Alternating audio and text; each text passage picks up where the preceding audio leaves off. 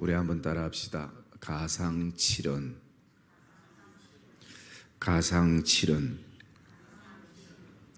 이 가상칠언이라는 것은 예수님께서 십자가 위에서 하셨던 7가지 말씀입니다. 그래서 그것을 줄여서 가상칠언이라 그렇게 얘기합니다. 여러분, 모든 인생은 언젠가 마지막 말이 있을 수 있습니다. 그 마지막 말은 어쩌면 자기의 모든 전 인생을 걸고 얘기하는 것이고, 그리고 가장 진솔하게 정직하게 얘기하는 것이 내 인생의 마지막 때에 하는 말일 것입니다. 어떤 분들은 죽음을 염두에 두면서 나는 내 인생의 마지막이 왔을 때 어떤 말을 남길까, 그런 생각을 가지는 사람들도 있을 것입니다. 왜 사람이 마지막 말에는 가장 진실되고 정직하고 그리고 정말 해야 될 말만 하는가? 그것은 고통 속에 가지는 말이기 때문인 것입니다. 여러분, 우리가 고통이 없을 때는 사실은 이 말 저 말 마음껏 하기도 하고 할 수도 있습니다.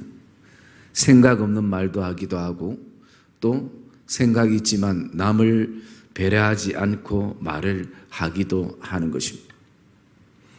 그런데 죽음에 직면하면 그게 잘 되지 않습니다. 사람이 본성으로 흘러가서 정말 해야 될 말들을 하게 되어지는 것입니다. 여러분, 혹시 저와 여러분들이 인생의 마지막 때를 생각하며 마지막 말을 여러분들이 혹시 가슴에 새겨두거나 아니면 메모해 두거나 하신 분들도 있을 것입니다.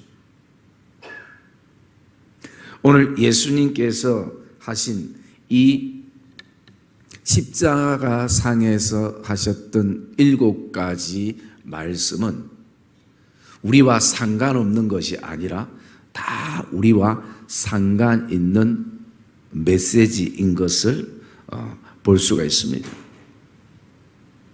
그래서 예수님은 이미 우리도 알고 있지만 십자가상 그 고통 속에서 아픔과 눈물과 수치 속에서 어떤 말씀을 하셨는가라는 것을 우리가 이 사복음서를 통해서 7가지 말씀을 좀 살펴보려고 합니다. 첫째로 하셨던 말씀은 뭐냐면요, 저들을 사하여 주시옵소서라는 말씀이었습니다. 저들의 죄를 사하여 주시옵소서. 그것이 우리 누가복음 23장, 우리 말씀 한번 볼까요? 누가복음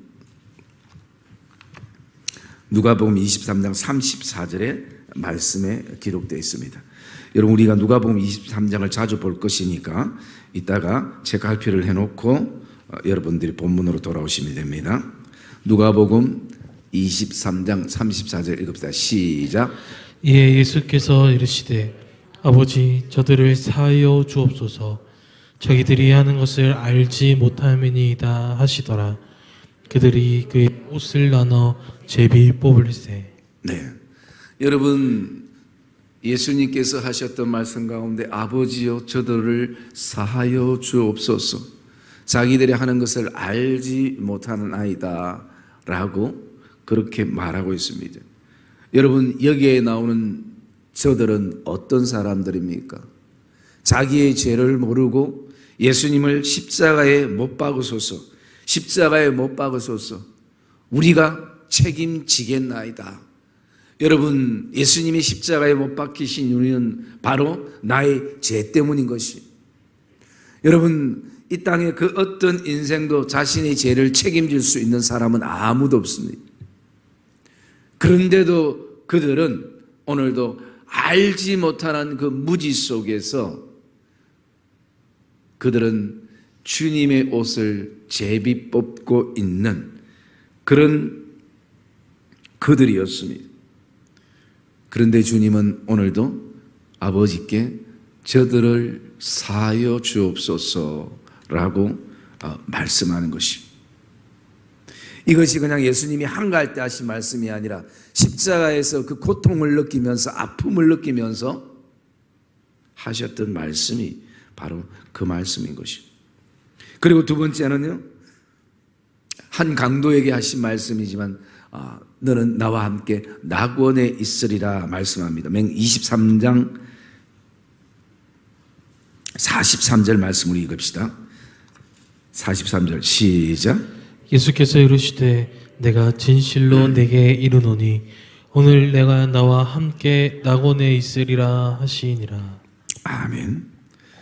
여러분, 두 번째로 예수님께서 하셨던 말씀이 그 강도를 향해서 내가 진실로 너에게 이르노니 오늘 너가 나와 함께 낙원에 있으리라 말씀합니다. 여러분, 지금 이 시점이 오늘이라고 말씀하고 있는 것이요. 지금 오늘은 어떤 상태입니까? 강도도 자신의 죄 때문에 십자가에 못 박혀 있는 상태고, 주님도 백성들과 그 사랑하는 자녀들의 죄 때문에 십자가에 못 박혀 있는 상태인 것이요. 그럼에도 불구하고 주님이 말씀하시는 것은 오늘 너가 나와 함께 낙원에 있으리라, 그렇게 말씀합니다. 그러기에 저와 여러분의 신앙의 삶이 첫 시작도 좋아야 되고 중간도 좋아야 되면 끝도 좋아야 되는 것입니다.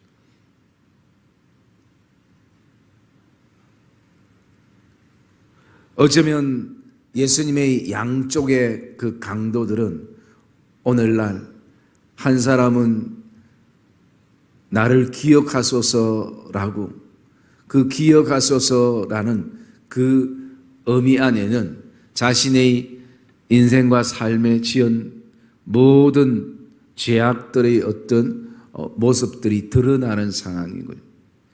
여러분, 평생 강도로 살아서 십자가에 못 박혀 죽는데 그가 주님이 기억하셔서 그 인생에 내놓을 게 보따리를 푼다면 어떤 선이 있겠습니까? 어떤 아름다움이 있겠습니까? 온통 죄악의 투성이고 더럽고 수치가 가득한 그의 인생인 것입니다. 그런데 나를 기억하소서. 한강도는 그 고통 속에서도 주님을 믿지 않는, 여러분, 이것은 우리의 결국 인생의 것의 두 종류의 인생을 우리에게 보여주는 것입니다. 주님의 그 십자가의 그 중앙에 지신 십자가의 그 사건을 통해서 양쪽의 두 인생을 우리에게 보여주고 있는 것입니다. 그리고 세 번째, 주님께서 하신 말씀은 바로 아들이니다 라고 고백을 합니다. 그리고 어머니를 제자에게 부탁하는 내용입니다. 요한복음 19장 26절의 말씀에 있죠. 한번 봅시다. 요한복음 19장 26절 말씀 시작. 예수께서 자기의 어머니와 사랑하는 제자가 곁에 서 있는 것을 보시고 자기의 어머니께 말씀하시되 여자여 보소서 아들이니이다 하시고, 또 그 제자에게 이르시되 보라 내 어머니라 하신데 그때부터 그 제자가 자기 집에 모시니라, 그렇게 말씀하고 있는 것입니다. 그래서 예수님께서 오늘 세 번째로 말씀하셨던 것은 바로 어머니를 향해서 아들의 죽음을 얘기하고 있는 것입니다. 아마 마리아가 예수님의 탄생도 신앙으로 모든 것을 해석하고 받아들였고, 어쩌면 십자가의 아들이 죽는 그 처절함은 정말 눈뜨고 볼 수 없는 상황일 것입니다. 여러분, 우리도 자녀가 있고 또 부모의 어떤 길을 걸어가는데 여러분 만약에 내 자녀가 그렇게 되어진다면 그것을 눈뜨고 볼 수 있는 부모가 어디 있겠습니까? 피눈물을 흘리는 것이죠. 그런데 마리아가 그 주님의 죽음이 가슴이 아프고 눈에 눈물이 나지만 이것은 바로 인류의 죄를 위해서 이 땅의 구원의 빛으로 오신 내 육신의 아들이 아니라 하나님의 아들이고 구원자이심을 믿기에 그 눈물을 멈출 수 있는 것입니다. 그리고 네 번째 주님께서 하셨던 말씀은 엘리 엘리 나와 사박다리라는 말씀입니다. 우리 본문에 돌아서 마태복음 27장 말씀을 한번 볼게요. 마태복음 27장 말씀 읽읍시다. 시작. 마태복음 27장 46절 시작. 제9시쯤에 예수께서 크게 소리질러 이르시되 엘리 엘리 라마 사박다니 하시니 이는 곧 나의 하나님 나의 하나님 어찌하여 나를 버리셨나이까 하는 뜻이라. 아멘. 예수님께서 네 번째로 하셨던 말씀이 바로 나의 하나님 나의 하나님 어찌하여 나를 버리셨나이까 라고 고백하는 것이. 여러분 이것은 십자가의 고통의 극치를 말씀해 주고 있는 것입니다.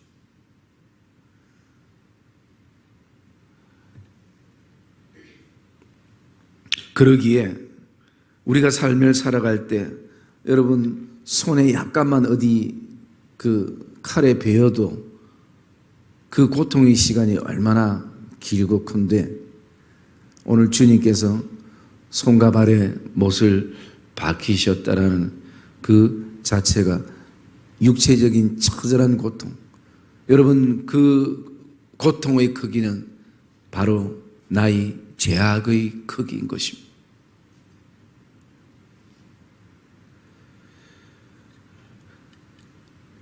주님이 지금 왜 이런 고통의 신음소리를 내시는가? 그것은 주님이 인성을 가지고 계신 분이라는 것을 말씀해 주고 있는 것입니다. 왜 우리의 구원자가 오직 예수님이야만 하는가? 그것은 바로 두 가지 때문인 것입니다. 주님만이 신성과 인성을 가지고 계시기 때문인 것입니다. 여러분 인성만 있다면 이 땅에 우리를 위해서 구원할 자는 아무도 없습니다. 왜냐하면 인성을 가진 모든 사람은 다 죄를 범하였기 때문인 것입니다. 그래서 인성만을 가지고 있는 사람은 결코 누구도 구원자가 될 수 없는 것이에요. 그러면 반대로 신성만 가지고 있는 신이 우리의 구원자가 될 수 있는가? 여러분 그것도 안 되는 것입니다. 왜냐하면 신은 고통을 못 느끼기 때문인 것입니다. 고통을 이기기 때문인 것입니다. 그렇기 때문에 죄 없는 자는 곧 신성을 가진 자고 그리고 그 신성을 가진 분이 바로 예수 그리스도라는 것입니다. 그래서 인성이 겸비되어야 되는 것은 십자가의 처절한 고통을 죽음으로 그 고통을 경험해야 되기 때문인 것입니다. 왜냐하면 피 흘림이 있어야만이 제사함이 있게 되어지는 거죠. 그래서 주님이 이 땅에 인간의 몸을 입고 오신 이유가 거기에 있는 것입니다. 그래서 예수님의 신성과 인성이 같이 공존하는, 그러기에 지금은 그 인성의 고통을 통해서 하나님 앞에 하나님 어찌하여 나를 버리시나이까, 그 십자가의 처절한 고통의 모습을 오늘 하나님께 말씀하고 있는 것이죠. 그래서 여러분 이게 얼마나 고통스러웠으면 46절에 보면 제9시쯤에 예수께서 그냥 소리 지른 것이 아니라 크게 소리 지른, 우리는 기억해야 됩니다. 예수님의 그 크게 소리지는 그 고통의 소리, 그 크기가, 십자가의 그 고통의 그 크기가 바로 저와 여러분의 죄악의 크기라는 거죠. 하나님은 그 아들을 십자가에 처절하게 버리셨습니다. 어쩌면 하나님의 마음도 찢어지는 아픔과 그리고 또 그 아들의 그 고통의 소리를 들으실 때에 그 하나님의 마음도 아마 예수님의 마음과 같았을 것입니다. 그리고 다섯 번째, 주님께서 하셨던 말씀은요, 요한복음 19장 28절에 보시면 주님께서 말씀합니다. 내가 목마르다라고 말씀합니다. 그 말씀 한번 보겠습니다. 요한복음 19장 28절 말씀 같이 읽겠습니다. 시작. 그 후에 예수께서 모든 일이 이미 이루어진 줄 아시고 성경을 응하게 하려 하사 이르시되 내가 목마르다 하시니. 아멘.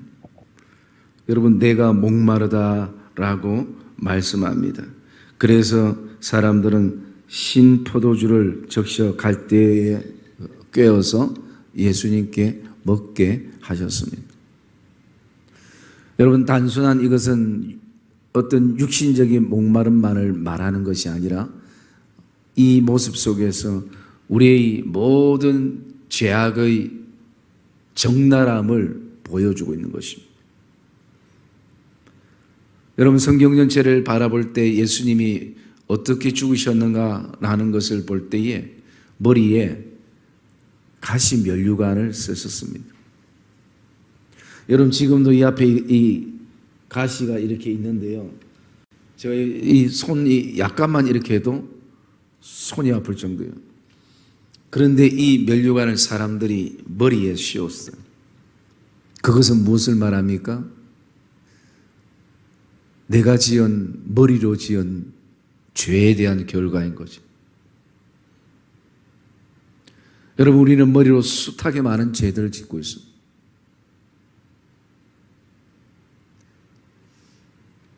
그뿐만 아니라 주님께서는 우리 입술의 죄 때문에 시원한 물이 아니라 신포도주의 그 갈대에 적시는 물을 입에 적셔야 되는 것이죠. 여러분, 예수님의 눈은 어떻습니까? 예수님의 눈은 온통 핏기를 통해서 충혈돼서 어쩌면 제대로 볼 수 없을 정도로 피눈물이 나는 상황일 것입니다. 그것은 주님께서 십자가에 못 박혀 달려 있는 상황이 되어지면요, 모든 혈액이나 이 모든 것이 순환이 되지 않는 것이,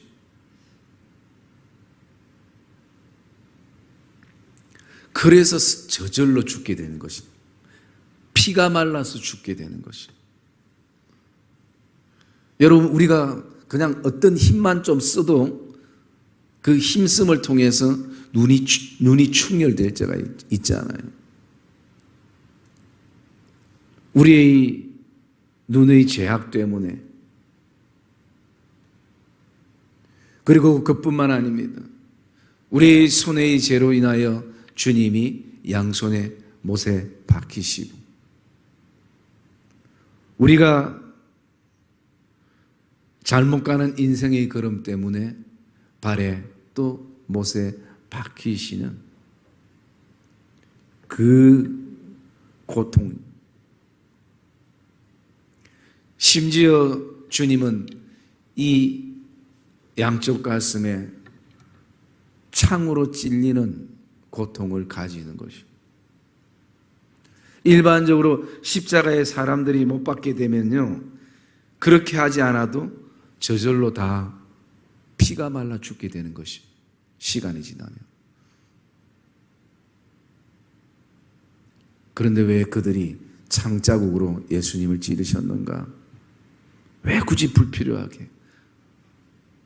그것은 어쩌면 영적인 의미에서 우리의 마음의 죄 때문인 것입니다.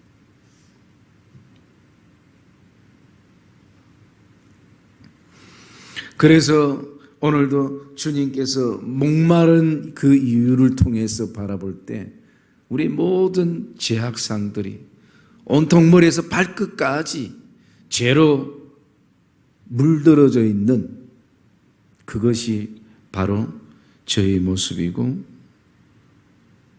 여러분들의 모습이기도 할 것입니다.